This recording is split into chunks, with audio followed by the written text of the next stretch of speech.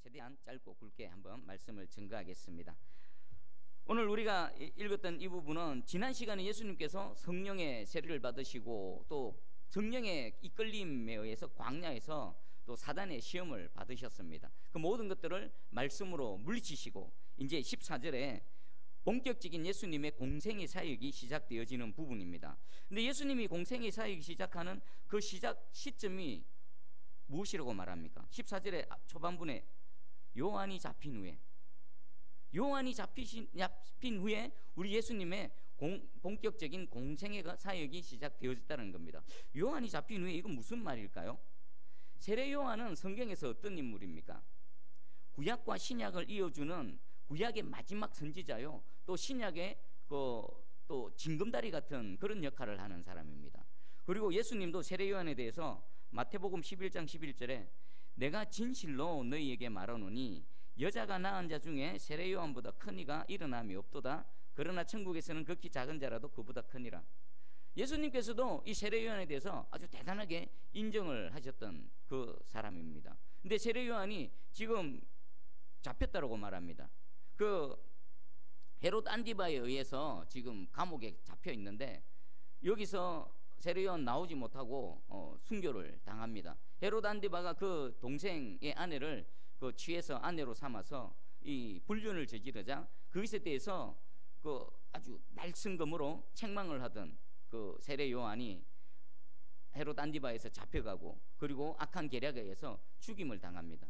예수님은 그러면 왜 지금까지는 가만히 계시다가 세례 요한이 잡히신 후에 이제 사역을 시작하셨을까요?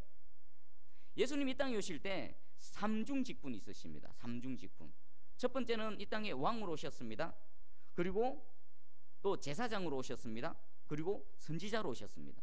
예수님은 공적인 그 구약과 신약의 그 마지막 선지자인 세례 요한이 잡혀감에 의해서 선지자의 사역이 끊어지자 그것을 이어받기 위해서 그 선지자로 오신 예수님께서 비로소 자신의 사역을 시작해 나가신 것입니다.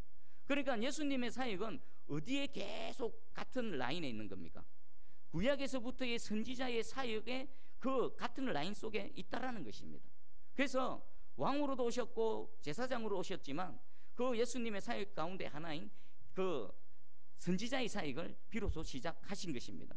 자, 그리고 예수님이 어디서 사역을 하셨다고 표현합니까? 요한이 잡힌 후에 예수께서 어디에 오셨어요? 갈릴리. 왜 갈릴리일까요?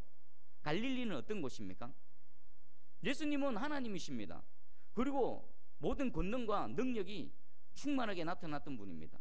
그러면 이런 분이 사역을 하려면 예루살렘과 같은 아주 대도시, 성전이 있는 곳, 수많은 사람들이 모이는 그런 곳에서 사역을 해야 되지 않겠습니까? 그런데 예수님은 그곳에서 사역을 하지 않으시고 갈릴리에서 사역했습니다. 사실 마가복음 1장부터 거의 9장, 10장 이 대부분의 예수님의 사역은 갈릴리 지역에서 이루어진 사역을 기록하고 있습니다. 예수님은 왜? 그리고 유대인들은 이 당시에 갈릴리 지역은 저 변방이었고 천대받고 멸시받는 그런 지역이었습니다. 그런데 예수님은 의도적으로 이 사람들로부터 소외되어져 있고 멸시 천대받는 갈릴리 지역에서 대부분의 사역을 하셨습니다. 왜 그렇게 하셨을까요? 깨달아지시는 바가 없습니까? 이것은 하나님의 성품이십니다. 하나님 이런 분이십니다. 세상 사람들은 어디에 관심을 갖습니까? 대단한 거, 뛰어난 거, 사람들이 많이 모이는 거, 중심에 관심을 갖습니다. 그런데 우리 하나님은 연약한 것에 관심을 가지십니다. 우리 고린도전서 1장 28절에 하나님께서 세상에 천한 것들과 멸시받는 것들과 없는 것들을 택하사 있는 것들을 폐하려 하시나니. 아멘. 하나님은 이런 분이십니다. 세상으로부터 세상에서 천하게 여기는 것들, 그리고 멸시받는 것들, 없는 것들을 찾아가시고 그들을 택하시고 하나님의 전능하심과 하나님의 능력을 나타내 보여주시는 것입니다. 자, 그러면 여러분들은 삶이 예루살렘에 있습니까? 갈릴리에 있습니까? 우리 새순교회는 사람들이 주목받는 예루살렘에 있습니까? 멸시천대하고 아무 관심도 없는 갈릴리에 있습니까? 할렐루야, 감사하시기 바랍니다. 사람들은 아주 크고 대단한 것에 관심을 갖지만 정작 하나님의 관심은 어디에 있다고요? 사람들로부터 소외되어지고 관심 없는 천한 것, 멸시받는 그곳에 주님이 계시다라는 것입니다. 그럼 지금 이곳에 우리 주님이 와 계신 줄 믿습니다. 우리 새순교회와 함께 하시고 오히려 아무도 관심받지 않는 그곳에서 주님은 오셔서 정말 능력 없는 것 같고 아무것도 할 수 없는 것 같은 저와 여러분들을 통해 놀라우신 하나님의 일들을 펼쳐가실 줄 확실히 믿습니다. 기대하시기 바랍니다. 영화에 보면 뭐라고 말합니까? 개봉박두라고 하죠. 개봉박두입니다. 한번 기대해 보시기 바랍니다. 여러분 평생에 기도했던 그것들이 이제 하나하나 나타날 줄 확실히 믿습니다. 자, 그 다음에 이제 예수님께서 하신 사역의 내용을 한번 보겠습니다. 우리 15절 한번 읽어볼까요? 15절. 자, 시작. 이르시되 때가 찼고 하나님의 나라가 가까웠으니 회개하고 복음을 믿으라 하시더라. 아멘. 예수님께서 그 갈릴리 지역에서 이제 하나님의 복음을 전파하기 시작하셨는데 그 예수님이 하신 말씀이 뭐라고요? 때가 찼고 하나님의 나라가 가까웠으니 회개하고 복음을 믿으라. 여기 때가 찼다는 것은 뭐겠습니까? 때가 찼다. 때, 우리 시간 2018년 오늘 뭐 3월 15일 16일 몇 시, 여기 성경에서 말하는 이 때는 우리 인간들이 말하는 몇월 며칠 이 시간이 아닙니다. 이 때는 카이로스라는 건데 인간의 역사 속에 하나님께서 뚫고 들어오셔서 하나님이 개입하시고 하나님의 특별한 일들을 이루어 가시는 바로 그때를 말합니다. 예수께서 이 땅에 오실 때 어땠습니까? 때가 참에 이 땅에 오셨습니다. 지금도 때가 참에 예수 그리스도께서 복음을 전파하는 사역을 시작하셨습니다. 하나님께서 때가 참에 그 일들을 펼쳐 나가시는 겁니다. 요즘 이틀 한 2, 3일 전에 꽃이 활짝 핀 거 보셨습니까? 저는 요번에 문득 깨달았습니다. 요 교회 옆에 꽃이 피는데 갑자기 하루 만에 피더라고요. 하루 만에 그냥 빵 하고 터지는 겁니다. 이게 뭡니까? 때가 참에 생명이 있으니까 그 전날까지만 해도 아무것도 없던 그것이 생명이 있어서 마치 팝콘이 터지듯이 빵 하고 터지는 겁니다. 이것이 하나님의 때입니다. 하나님의 일하심인 것입니다. 이 때가 참에 꽃이 빵 하고 터져 나올 때 그것을 막을 수 있는 뭐가 있습니까? 폭발하는 겁니다. 하나님께서 때가 참에 하나님의 복음을 예수 그리스도를 통해서 전극케 하셨습니다. 전파하게 하셨습니다. 그리고 때가 참에 오늘 새순교회를 통해서 모든 일들을 펼쳐 가실 줄 믿습니다. 꽃이 피기 전까지만 해도 꽃이 핀 것을 볼 수 있습니까? 없습니까? 어쩌면 상상도 못합니다. 그런데 딱 그때가 되어지니까 누구도 예측하지 못하는, 누구도 상상하지 못했던 아름다운 꽃이 확 하고 펼쳐져 버리는 것입니다. 오늘 이 때가 차는 은혜가 여러분들 개인과 여러분 가정과 우리 새순교회 또 이 한국 교회와 나라 민족 위에 힘있게 나타나기를 주님의 이름으로 축복합니다. 그리고 때가 찼고 이제 하나님의 나라가 가까웠다. 무엇이 하나님의 나라입니까? 하나님의 다스리심과 하나님의 통치가 이루어지는 그곳이 바로 무엇일까요? 하나님의 나라입니다. 하나님의 뜻이 하늘에서 이루어진 것처럼 어디에서도 이루어져야 된다고요? 이 땅에서도. 그러니까 하나님의 나라가 이 땅에 지금 내려온 겁니다. 저와 여러분들이 10년 가운데 내려왔고 예수 그리스도를 믿는 공동체인 새순교회에 내려왔고 그리고 예수 그리스도를 믿는 믿음으로 살아가는 저와 여러분의 삶 현장 가운데가 무엇이라고요? 하나님의 나라가 이미 이루어진 겁니다. 때가 차서 복음이 전파되어지고 복음의 능력으로 하나님의 나라가 가까워졌다는 것이고 지금 저와 여러분들은 하나님 나라 가운데서 살아가는 줄 믿으시기 바랍니다. 자, 이제 중요한 게 있습니다. 예수님께서 전하신 복음의 내용입니다. 그 전파하신 내용 뭐라고요? 회개하고 복음을 믿으라. 자, 봐보시죠. 아주 중요한 내용입니다. 회개하고 복음을 믿으라. 예수님께서 그 전도하실 때 전파하셨던 내용입니다. 오늘날 우리가 전도하는 그 전도의 내용하고 같습니까? 다릅니까? 오늘날은 반쪽짜리입니다. 반쪽짜리. 복음을 믿기 전에 먼저 선행되어지는 게 뭡니까? 회개하고 복음을 믿어야 되는 겁니다. 여러분 복음을 믿으실 때 예수 그리스도를 믿으실 때에 회개하고 믿으셨습니까? 우리는 전도를 할 때에 회개하고 복음을 믿으라고 합니까? 아니면 그냥 복음 믿으세요, 예수 그리스도를 믿으세요, 그럼 천국 갑니다, 구원 받습니다라고 합니까? 우리는 성경에 의하면은 반쪽짜리 반쪽 복음을 전하고 있습니다. 그것이 진짜 복음이 되어지려면은 먼저 무엇을 선포해야 됩니까? 회개하랍니다. 세례 요한도 그 물세례를 주기 전에 무엇을 외쳤습니까? 회개하랍니다. 그리고 사도들의 사역도 마찬가지입니다. 사도행전 2장 38절에 베드로입니다. 베드로가 이르되 너희가 회개하여 각각 예수 그리스도 이름으로 세례를 받고 죄사함을 받으라. 그리하면 성령의 선물을 받으리니. 이 모든 하나님의 은혜의 첫 단추, 첫 시작은 무엇입니까? 회개하는 겁니다. 회개하고 예수 그리스도를 믿는 겁니다. 그리하면 성령의 선물을 받는 겁니다. 그리고 사도행전 11장 18절입니다. 그들이 이 말을 듣고 잠잠하여 하나님께 영광을 돌려 이르되 그러면 하나님께서 이방인에게도 생명 얻는 회개를 주셨도다 하니라.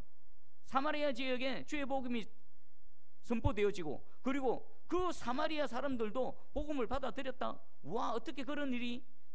예루살렘에서 사도들과 사람들을 보냈습니다. 확인해 보니까 실질적으로 그런 일이 일어난 겁니다. 그래서 하는 말이 이럽니다. 그러면 하나님께서 이방인에게도 생명 없는 회개를 주셨도다. 회개가 뭘 얻는다라고요? 회개를 해야 생명을 얻는 겁니다. 회개를 해야 제사함을 받는 겁니다. 회개를 하고 예수 믿어야 제사함 받고 생명을 얻는 겁니다. 근데 오늘날 회개를 선포합니까? 강단에서도 잘 안 됩니다. 그냥 하나님은 사랑이시니까 그 주님 믿으세요. 그럼 제사함 받습니다. 믿어서 제사함 받는 게 아니라 회개해야 제사함 받은 거고 회개해야 영생을 얻는 겁니다. 이것을 사도 바울은 더 정확하게 얘기합니다. 사도행전 20장 21절에 유대인과 헬라인들에게 하나님께 대한 회개와 우리 주 예수 그리스도께 대한 믿음을 증언한 것이라. 에베소 장로들에게 사도 바울이 마지막으로 자신의 그 복음을 전한 내용을 엑기스로 한마디로 요약해서 전하고 있습니다. 내가 헬라인들과 또 유대인들에게 전한 복음의 내용은 이것입니다. 첫 번째가 하나님께 대한 회개입니다. 그리고 우리 주 예수 그리스도에 대한 믿음입니다. 회개는 누구에게 하는 겁니까? 하나님께 하는 겁니다. 그리고 믿음은 누구를 믿는 겁니까? 구원자 되신 예수 그리스도를 믿는 겁니다. 그러면 우리의 구원자 되신 예수 그리스도를 믿기 전에 반드시 성경은 계속 무엇을 얘기합니까? 하나님께 회개하는 겁니다. 왜 회개해야 됩니까? 인간이 하나님을 거역했고 인간이 하나님을 불순종했고 인간이 하나님을 왕의 자리에서 내몰았고 자신이 주인이 되어졌습니다. 그리고 우리를 구원하는 데 있어서 가장 큰 대가를 지불하신 분은 누구십니까? 물론 예수 그리스도도 목숨을 내어놓고 대가를 지불하셨습니다. 근데 그것보다 더 큰 대가를 지불하신 분은 실질적으로 누구실까요? 여호와 하나님이십니다. 죄인인 저와 여러분들을 구원하시기 위해 그 아들을 십자가 그 죽음으로 내모실 수밖에 없었던 그 하나님의 그 마음, 예수 그리스도를 믿고 제사함 받기 전에, 구원받기 전까지만 해도 저와 여러분들은 하나님의 원수였습니다. 그러면 먼저 예수 그리스도를 믿기 전에 그 하나님의 그 처절한 희생을 치러야만 했던 것, 그리고 하나님을 몰랐던 것, 하나님을 하나님으로 인정하지 않았던 그 모든 것들을 먼저 하나님께 회개해야 되는 겁니다. 회개해야 제사 먹고 예수 그리스도를 믿어야 구원을 얻는 겁니다. 자, 여러분 자신을 한번 돌아봐 보시기 바랍니다. 나는 과연 믿을 때에 회개하고 믿었는가? 회개 없는 믿음은요, 성경에 의하면은 진짜 믿음이 아닙니다. 가짜 믿음이요, 거짓 믿음입니다. 왜 오늘날 한국 교회가, 아니 세계 교회, 유럽 교회, 미국 교회가 능력을 상실했습니까? 왜 수많은 사람들은 교회에서 나는 예수 그리스도의 사람입니다, 나는 그리스도의 제자입니다 라고 입으로는 고백하지만 그들의 삶의 현장 가운데는 왜 말씀의 능력이 안 나타나고 세상 사람과 똑같이 불의하고 똑같이 엄난하고 똑같이 그렇게 살아갑니까? 회개하고 예수를 안 믿었기 때문입니다. 저는 분명히 말씀드릴 수 있습니다. 하나님 앞에, 그 창조주 앞에, 그 구원자 앞에 십자가 달리신 예수 그리스도 정면으로 맞닥뜨린 분이라면은 이게 무슨 말인지 금방 압니다. 왜요? 이 과정을 거쳤기 때문에. 부들부들 떱니다. 하나님은 사랑의 하나님이십니다. 맞습니다. 하나님은 세상 누구보다도 저를 더 아시고 나보다도 더 나를 사랑하시며 그리고 나를 세밀하게 인격적으로 대하시는 하나님이십니다. 하지만 저는 그 하나님이 두렵고 떨립니다. 제 세포 하나하나는 그 여호와 하나님 앞에서 파르르 떨고 있습니다. 왜요? 회개하고 예수 그리스도를 믿은 이 과정이 있기 때문입니다. 오늘날 우리 새순교회 모든 성도들이 예수 그리스도를 믿을 때에 회개하고 예수 그리스도를 믿어서 성경에서 말씀하시는 참 영생과 참 구원을 얻기를 주님의 이름으로 축복합니다. 그리고 한국교회 모든 강단이, 또 한국교회 모든 종들이, 그리고 성도들이 회개하고 예수 그리스도를 믿어서 그 복음의 능력이 힘있게 나타나는 그런 우리 한국교회 되어지기를 주님의 이름으로 축복합니다. 아멘. 그러면 이제 다음입니다. 예수님께서 이제 복음을 전파하시면서 실질적으로 했던 첫 번째 사역이 무엇일까요? 우리 16절부터는 어떤 장면이 나옵니까? 예수님이 제자를 부르시는 장면이 나오죠. 그러니까 예수님의 그 구체적인 사역에 있어서 가장 먼저 시도하셨던 게 뭐라고요? 제자를 부르시는 겁니다. 이것은 다른 말로 하면 사람을 세우시는 겁니다. 사람을 세우는 거. 자, 그러면 사람을 세우는 장면을 한번 보겠습니다. 우리 16절, 17절을 한번 같이 읽어봅니다. 자, 시작. 갈릴리 해변으로 지나가시다가 시몬과 그 형제 안드레가 바다에 그물을 던지는 것을 보시니 그들은 어부라. 예수께서 이르시되 나를 따라오라. 내가 너희로 사람을 낚는 어부가 되게 하리라 하시니. 자, 우리 19절도 한번 읽어봅니다. 19절. 자, 시작. 조금 더 가시다가 세베대의 아들 야고보와 그 형제 요한을 보시니 그들도 배에 있어 그물을 잇는데. 아멘.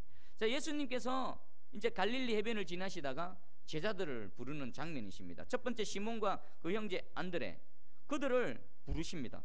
그리고 또 세베대의 아들 야고보와 그 형제 요한을 부르십니다. 여러분, 예수님이 이들을 부르시는 그 선택의 기준이 뭘까요? 수많은 사람들이 있었습니다. 예수님 복음을 선포하고 능력을 행하시자 예수님을 바라보고 또 관심을 갖는 수많은 사람들이 있었습니다. 주변에 모여드는 많은 무리들이 있었습니다. 근데 예수님은 스스로 한 명 한 명을 골라서 예수님께서 택하셨습니다. 택하신 기준이 뭐겠습니까?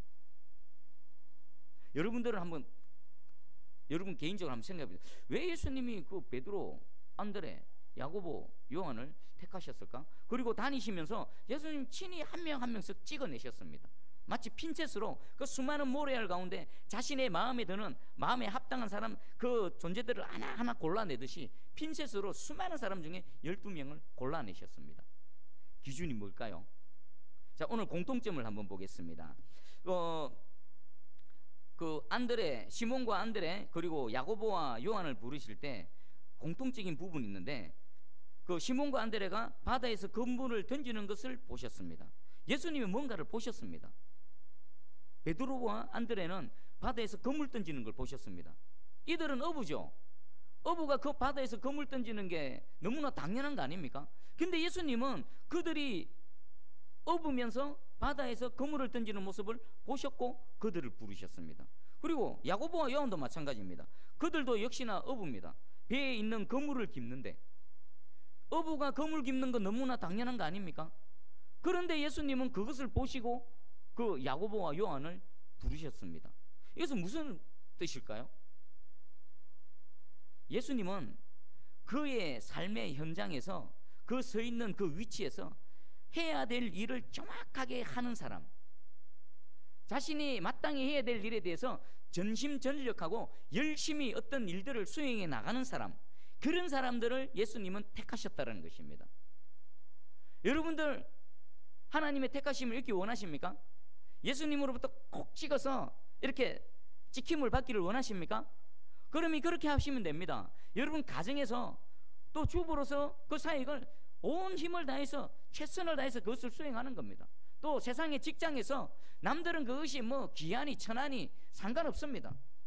하나님께서 내게 맡겨주신 그 일인 줄 알고 그것을 통해서 하나님께 영광, 또 그것을 통해 내가 섬김을 통해 누군가의 유익을 주겠다라는 그런 순수한 마음의 동기로서 그곳에서 최선을 다해 보십시오. 예수님이 지나가시다가 보십니다. 그리고 예수님이 보시면 부르십니다. 그리고 예수님이 부르시면 쓰임 받는 겁니다.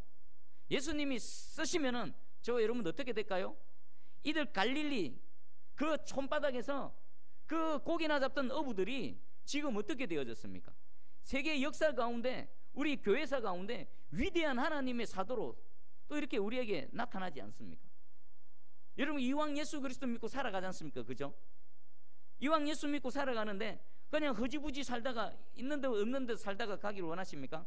아니면 전능자 하나님 손에 한번 팍 붙들림 바 되어져서 여러분 개인이, 여러분 가정이, 여러분 자자손손 대대로 하나님께 쓰임받는 그런 믿음의 명문 가정이 되기를 원치 않으십니까?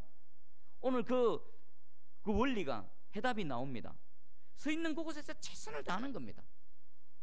내 위 있는 그곳에서 하나님의 영광을 위해 또 다른 사람들의 그 유익을 위해서 내가 전심전력하며 섬길 때에 하나님은 그것을 보시고 그것을 기뻐하시고 부르신다는 것입니다. 우리 마가복음 2장 14절에 또 지나가시다가 알페요의 아들 레위가 세간에 앉아 있는 것을 보시고 그에게 이르시되 나를 따르라 하시니 일어나 따르니라. 이 레위는 누굽니까? 뭐 하는 사람입니까? 세리지요. 세리는 하는 일이 뭡니까? 세간에 앉아서 자신의 일을 하는 겁니다. 그런데 예수님 눈에 콕 하고 찍힌 겁니다. 그 세간에는 이 레위 말고도 수많은 세리들이 앉아서 업무를 보고 있었겠죠. 그런데 이 레위는 예수님의 눈에 확 띌 정도로 중심을 다해서 그 일에 최선을 다했던 것입니다. 예수님 이런 사람 좋아하십니다. 게으른 사람이죠. 나태한 사람이죠. 그리고 또 막 요령 피우는 사람 하나님 싫어하십니다. 하나님 엄청 까다로우시거든요. 하나님은 사랑이시라 아무나 사랑하는 줄 압니까? 하나님 얼마나 입맛 까다로운데 딱 하나님 마음에 맞아야 되는 겁니다. 하나님 입맛에 딱 맞아야 그런 사람하고 함께 하시는 겁니다. 중심으로 최선을 다하는 사람, 게으르고 나태하고 눈치 보고 이런 사람 있죠. 그런 사람들은 쳐다도 안 봅니다. 그냥 지나가 버리십니다. 자, 오늘 저와 여러분들 그리고 여러분들 자녀, 여러분들 가정이 이렇게 하나님 우리 주님 보시기에 너무나 기쁘셔서 쳐다보시고 함께 하시고 부르셔서 하나님의 그 손에 붙들림 바 되어져서 크게 쓰임 받는 저와 여러분들 되기를 주님의 이름으로 축복합니다. 제가 이 본문을 묵상하면서 왜 또 이 예수님은 이들을 택하셨을까? 그리고 또 이들은 예수님이 딱 부르니까 곧바로 반응을 합니다. 어떻게 반응하는지 한번 볼까요? 18절 한번 읽어보겠습니다. 18절 자 시작. 곧 거물을 버려두고 따르니라. 아멘. 한번 생각해 보십시오.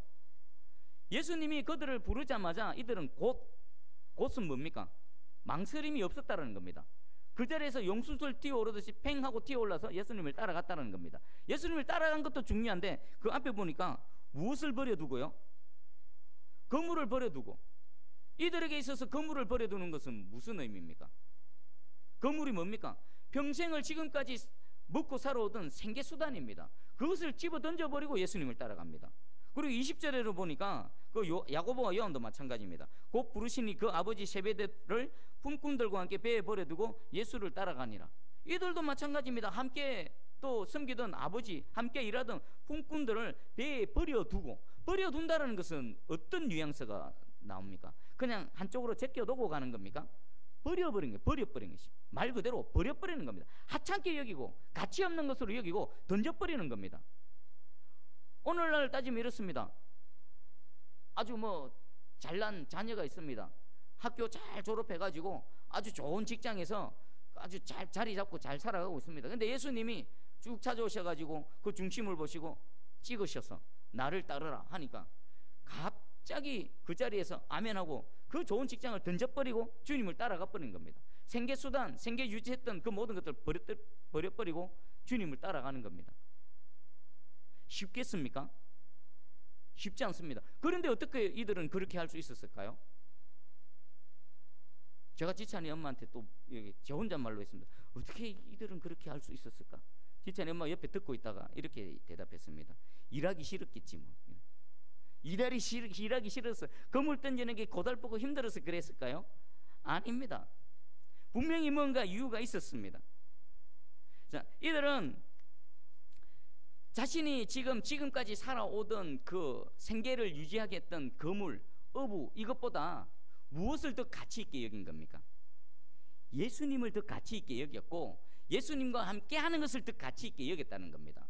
어느 정도로요? 그동안 먹고 살아오던 생계수단을 집어 던져버릴 정도로 예수님을 더 귀하고 가치 있는 것으로 여겼다라는 겁니다. 사도 바울이 이렇게 고백했습니다. 빌립보서 3장 8절에서 9절. 또한 모든 것을 해로 여김은 내 주 그리스도 예수를 아는 지식이 가장 고상하기 때문이라. 내가 그를 위하여 모든 것을 잃어버리고 배설물로 여김은 그리스도를 얻고 그 안에서 발견되려 함이니. 아멘. 사도 바울은요, 세상 사람들이 부러워할 만한 모든 조건을 다 갖고 있었습니다.